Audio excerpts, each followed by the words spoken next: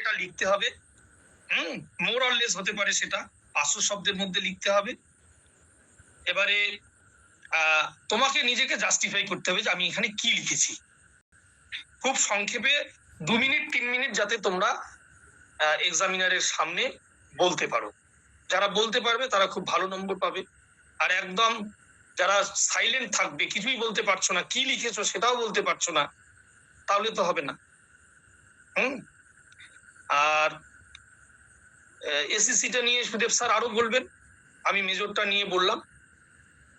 এসএসসির তোমরা এতদিনে যে টপিক গুলো লিখেছো, এনি ওয়ান অফ দেম, তার মধ্যে যে কোনো একটা তোমরা নিয়ে আসবে, যেটা তোমরা সেদিন ওখানে বলবে যে আমি এগুলো স্যার করেছি, তার মধ্যে এটা নিয়ে আমি আজকে বলবো।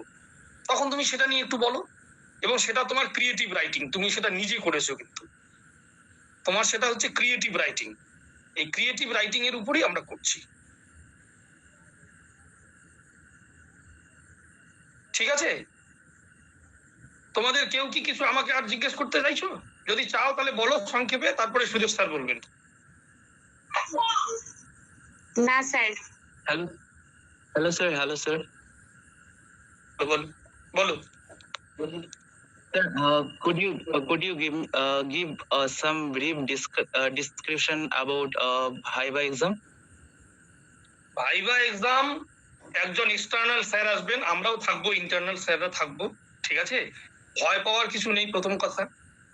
দ্বিতীয় কথা হচ্ছে, তোমাকে যে টপিক গুলো আমরা তৈরি করতে বলছি, যে কোনো একটা মেজরের টপিক, একটা এসএসসি টপিক নিয়ে আসবে তুমি, এবং তোমরা যে আইএপিসি করেছো, আমরা যে তোমাদেরকে নিয়ে কমিউনিটি আউটরিচ করেছি, তার ছবি সহ একটা রিপোর্টিং 4 পাতা 5 পাতার হবে।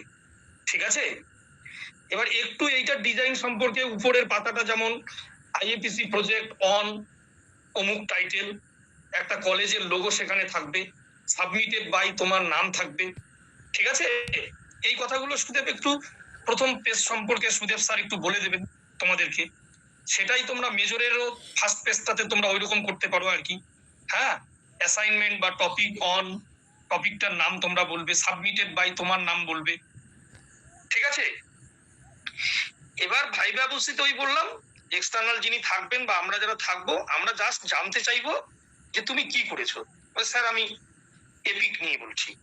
তাহলে তুমি বলবে what are the features of an epic, সেটা বলো। তোমাকে তখন ওই এপিকের ফিচার্স গুলো বলতে হবে, যে এটা লং ন্যারেটিভ স্টোরি হয়, এর মধ্যে সিমিলিস থাকে, হ্যাঁ, আরো যা কিছু থাকে, এর যে স্টাইলটা গ্র্যান্ড স্টাইল হয়, এইরকম তোমাকে যদি তুমি 3-4টা পয়েন্ট যদি বলতে পারো, then it's okay. Give some examples of epic, তখন তুমি এপিকের উদাহরণ দেবে কিছু। হ্যাঁ, হোমারের লেখা আছে, ইলিয়াড ওডিসি আমাদের গ্রেট এপিক, ইন্ডিয়ান এপিক আছে, প্যারাডাইস লস্ট আছে। ঠিক আছে? এগুলো সব এপিকের উদাহরণ। ঠিক আছে? সুদেব স্যার এখন বলুন। আর কিছু বলবে কেউ? বলো বলো, কি বলছো বলো। Sir, what I mean to ask is, will the casting be done on the specified material bring alone? Materials are available in your syllabus, okay? Yes, sir. First of all, you have to write 3 assignments from major subject that you have given exam at Manikchok College. Number 2, IAPC community outreach that you visited nearby village of the Shamsi College. And number 3, SSC project that you have we have conducted student seminar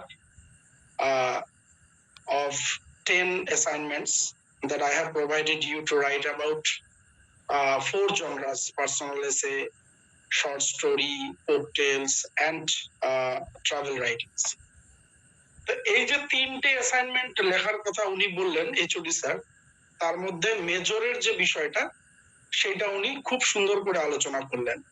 এখানে materials এর কিছু নেই, তোমাদের যে literary terms গুলো তোমাদের সিলেবাসে আছে সেগুলো তো তোমরা পড়াশোনা করেছো পরীক্ষা দেওয়ার জন্য। সেই লিটারেরি টার্মস গুলোকে একদম এ টু জেড পড়াশোনা করা, অর্থাৎ উনি যেরকম একটা এক্সাম্পল দিলেন, এপিক, আমাদের ব্যালাড আছে, মেলোড্রামা আছে, ড্রামাটিক মনোলগ আছে, বা অটোবায়োগ্রাফি আছে, বায়োগ্রাফি আছে, এই যে টার্ম গুলো, টার্মিনোলজিক্যাল স্টাডিজ বলা হয় এটাকে, অর্থাৎ টার্মটা সম্পর্কে জানা। এবার তুমি ধরে নাও যে তুমি 500 শব্দের মধ্যে অটোবায়োগ্রাফি টার্মটাকে নিয়ে অ্যানালিসিস করছো তোমার অ্যাসাইনমেন্টে।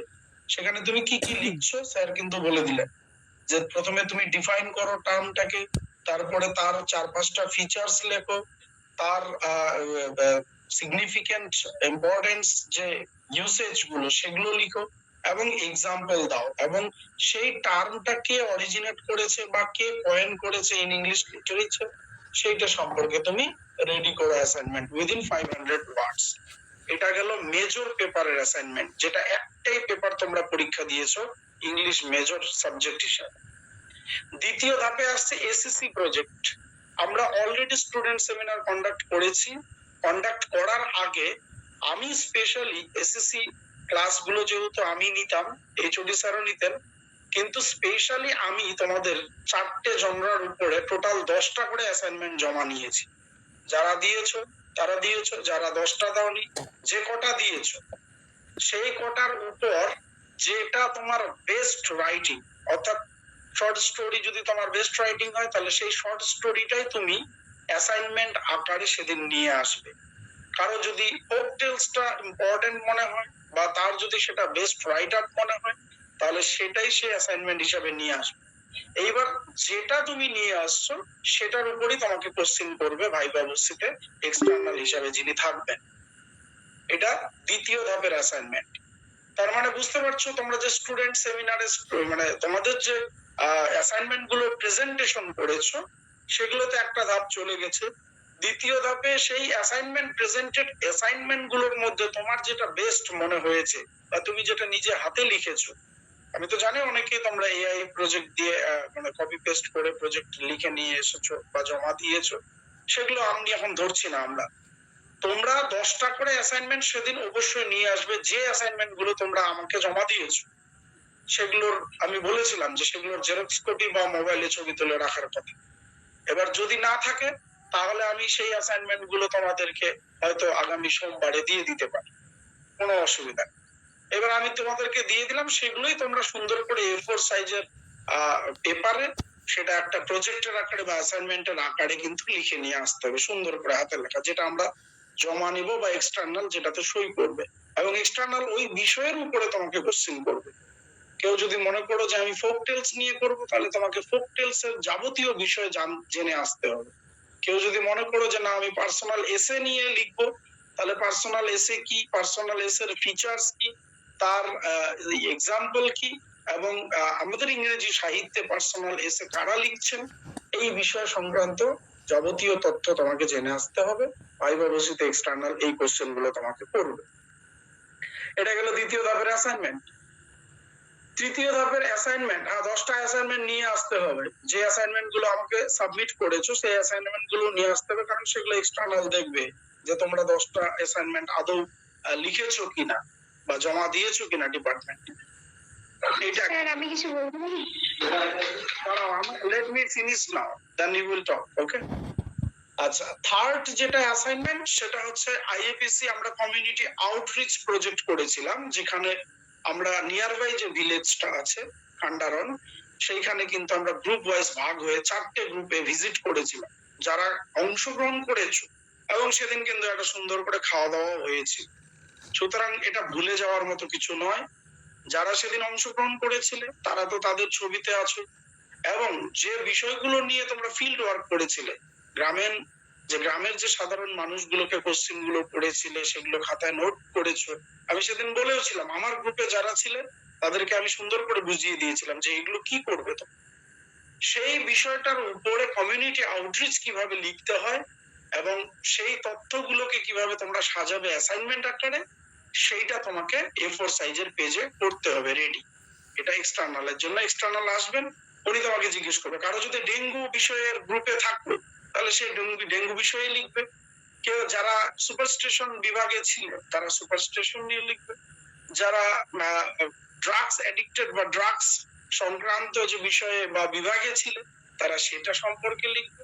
অর্থাৎ চারটে সম্পর্কে লেখার কোনো প্রয়োজন নেই, যে যে ডিপার্টমেন্টে ছিল বা যে যে গ্রুপে ছিল সেই গ্রুপের তথ্যগুলো দিয়ে কমিউনিটি আউটরিচ প্রজেক্টটাকে সাজাবে। এই গেল 3টা অ্যাসাইনমেন্ট। এবার আমার কর্তব্য, যেটা এইচওডি স্যার বললেন, তোমাদের ফ্রন্ট পেজ গুলো কিভাবে বের করতে হবে সেটার আমি স্যাম্পল রাইট আপ তোমাদের গ্রুপে দিয়ে দিব আগামী 2-1 দিনের মধ্যেই। এক, দ্বিতীয় কথা, কমিউনিটি আউটরিচের প্রজেক্ট বা অ্যাসাইনমেন্টটা কি টাইপের হয় সেটার ফরম্যাট কি, সেই ফরম্যাটটাও আমি তোমাদেরকে দিয়ে দিব, এবং how to write an assignment সেটার ফরম্যাটও আমি তোমাদেরকে দিয়ে দিব। ফরম্যাট গুলো দিব, নট ম্যাটেরিয়ালস। ম্যাটেরিয়ালস তোমাদেরকে আগে অলরেডি তোমাদের সিলেবাসে আছে, তোমরা ফিল্ড ভিজিট গেছো, এবং অ্যাসাইনমেন্ট যেটা এসএসসি প্রজেক্ট সেটার জন্য তোমাদের স্টুডেন্ট সেমিনার প্রেজেন্টেশন করা হয়েছে। সুতরাং we have done lot of activities in our classroom. Don't need any materials for kind of this assignments. সুতরাং ম্যাটেরিয়ালস কি জিনিস এটা এখন বলে কোনো লাভ নেই। যারা অ্যাক্টিভলি পার্টিসিপেট করেছো তারা সবটাই জানো, এবং যারা করনি তারা বন্ধু বান্ধবীদের কাছ থেকে শুনে নিয়ে সেদিন ভাইভা ভর্সিতে অবশ্যই প্রেজেন্ট থাকবে, এবং 3টে প্রজেক্ট নিয়ে থাকবে বা 3টে অ্যাসাইনমেন্ট। সেদিন অ্যাবসেন্ট থাকা মানে তোমার এই যে ইন্টারনাল যে মার্কস গুলো, অর্থাৎ মেজরে 25 নম্বর আছে, এসএসসি তে প্রবাবলি 50 নম্বর আছে, এবং আইএফএসসি কমিউনিটি আউটরিচ প্রবাবলি 25 নম্বর। তার মানে তোমাদের সেদিন 100 নম্বরের ভাইভা ভর্সি হবে। এই 100 নম্বর থেকে পুরোপুরি বঞ্চিত থাকবে। কোনো এক্সকিউজ কেউ দেওয়ার চেষ্টা করবে না যে আমি ওই দিন আসতে পারিনি স্যার, অমুক তমুক, এই প্রবলেম ওই প্রবলেম, ওগুলো এক্সকিউজ এক্সামে হয়। সুতরাং সেভাবে প্রস্তুতি নাও। আর আমি আগামী রবিবারের মধ্যে তোমাদেরকে এই ফরম্যাট গুলো গ্রুপে প্রোভাইড করছি, তোমরা সেই ফরম্যাট অনুযায়ী অ্যাসাইনমেন্ট গুলোকে রেডি করে রেখে দাও।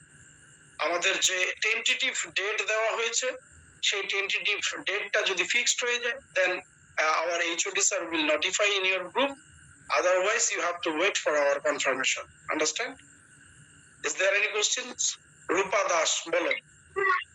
স্যার বলতে চাইছিলাম যে আমি দুটো ট্রাভেল রাইটিং লিখেছিলাম, বাট যেদিন গিয়েছিলাম আমরা ক্লাস করতে ওই দিন আপনি ছিলেন না, তো আমাদের দেওয়া হয়নি, আর আমার অনেক অসুবিধার জন্য আমি এসএসসির দিতে পারিনি। আর তো ওটা শোনো, ওগুলো আমার শোনার এখন সময় নাই। আমি 2 মাস ধরে অফিসে করিয়েছি, 2 মাসের মধ্যে তুমি আমাকে একদিন লিখতে এসেছো, ওটা এক্সকিউজ আমার শোনার সময় নেই। যেদিন ভাইভা ভর্সি হবে, ইন্টারভিউ হবে, সেদিন চলে আসবে। তোমাদের 10টা অ্যাসাইনমেন্ট, তোমার যদি 10টা অ্যাসাইনমেন্ট লেখা থাকে তাহলে তুমি 10টা অ্যাসাইনমেন্ট লিখে নিয়ে চলে আসবে। যেটা তোমার বেস্ট মনে হবে সেটা তুমি প্রেজেন্টেশন ওখানে দিবে। That's it. Okay sir. আর কেউ কারো কোনো জিজ্ঞাসা? স্যার আমি একটা প্রশ্ন জিজ্ঞেস করতাম। বলো। ফরম্যাট আমি আগামী রবিবারের মধ্যে দিতে চেয়েছি। না স্যার, বলছিলাম যে আইইউপিসি যেটা কমিউনিটি আউটরিচ করেছেন ওখানে তো আমি উপস্থিত ছিলাম না, তাহলে আমি এটা রিপোর্টটা কিভাবে তৈরি করবো স্যার? তুমি কেন ছিলে না, কি কারণে ছিলে না? কাজ করি তো ওই জন্য আয়োজন হচ্ছে তো কাজ। পড়ো ঠিক আছে, কিন্তু তোমার তো সেটা এক্সাম ছিল, সেটাতে অ্যাটেন্ড ছিলে না কেন? স্যার ওটা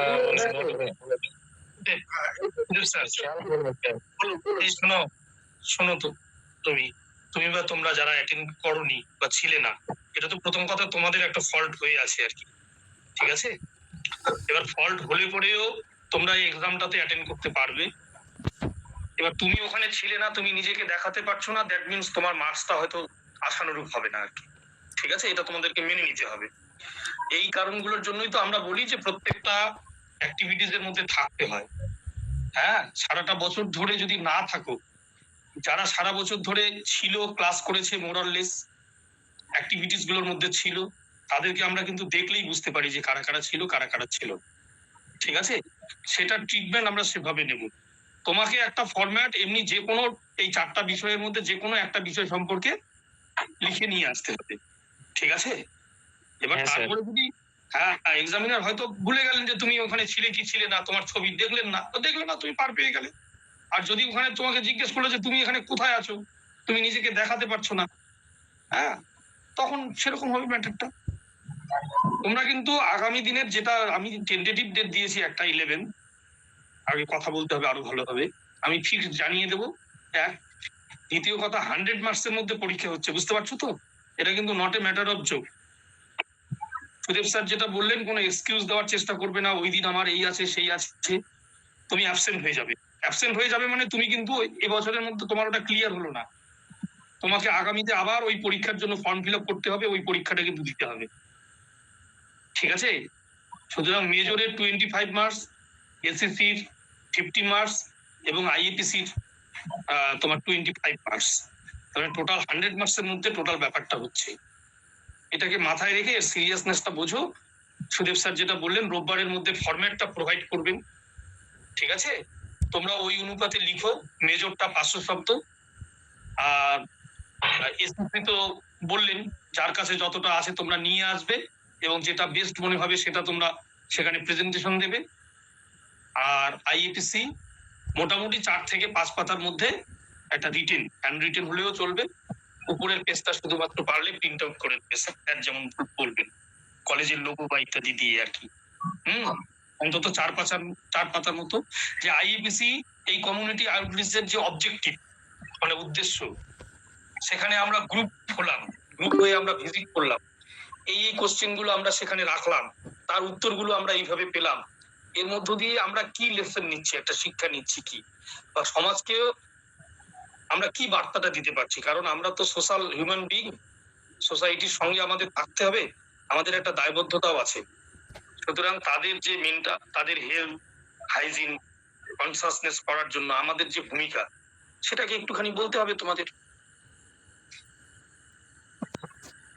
একটা বিষয় স্যার, ওরা আরেকটা জিনিস জানতে চাইছে, আইএপিসি কমিউনিটি আউটরিচের ল্যাঙ্গুয়েজ অফকোর্স ইংলিশ হবে, because you are all belong to English department. একদম একদম ইংরেজিতে লিখতে হবে, অন্য কোনো ল্যাঙ্গুয়েজ হবে না, এবং ওইটা ইংরেজিতেই বলতে হবে। আর সবাই কিন্তু ভাইবা যখন ফেস করবে, যখন when you will face your viva, sir বাংলায় বলি, স্যার বাংলায় বলবো, এই জিনিসটা কিন্তু করবে না। This is discredit for you, ঠিক আছে? যখন কিছুই বলতে পারছো না, তখন হয়তো বাধ্য হয়ে টিচার বলছে ঠিক আছে বলো তাহলে একটু, but since you are a student of English major, English literature and language, you must try to speak something in English, okay? একটু কিছু বলার চেষ্টা করবে, আর প্রথম দিকে সবটাই ঠিক হবে না, কিন্তু ভয় ভীতি গুলোকে দূরে সরিয়ে রেখে জাস্ট স্পিক আউট, বলতে হবে একটুখানি কিন্তু। এবং এটা বলতে বলতে দেখবে তোমরা এই সেমিস্টার 1, 2, 3, 4 এই করে করে যখন 5, 6 সেমিস্টারে চলে যাবে, ইউ উইল বি মাস্টার, তখন তোমরা কিন্তু নিজেরা ভালো বলতে পারবে। এবং সেটাই আমরা চাই, যে তোমরা নিজেরা তৈরি হও ধীরে ধীরে।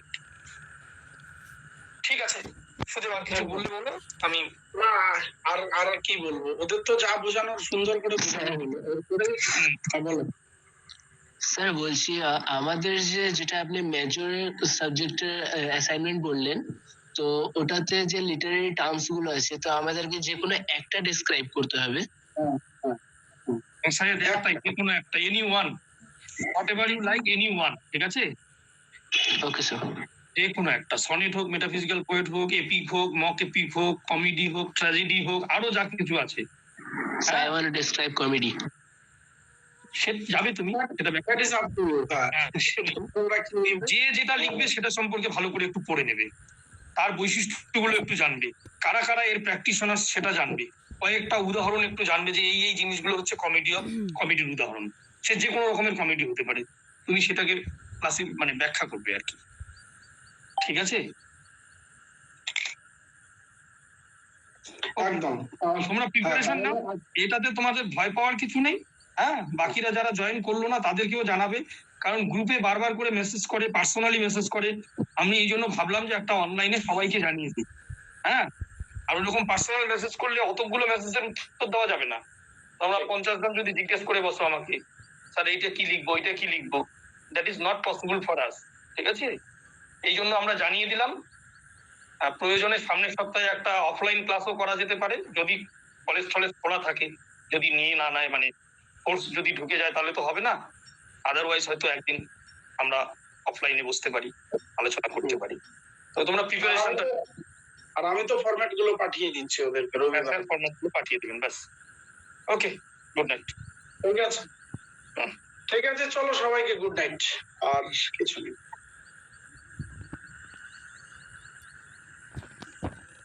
যে অ্যাটেন্ড করোনি টেনশন নিও না, আমি একটা ভিডিও করে নিয়েছি, ভিডিওটা আমি গ্রুপে দিয়ে দিচ্ছি, বুঝতে পেরেছো সব? বলছিলাম যে এই বলার ভঙ্গিমাটা কি রকম হবে সেরকম তো জিজ্ঞাসা করে নিতে স্যার। ইংলিশ ইংলিশ ইংলিশ আবে ইংলিশ তো আছে। আবে দাঁড়া, তুই একটা স্যারের সামনে বলবি তো কি ভঙ্গিমায় বলবি? আর রেসপেক্টেড টিচার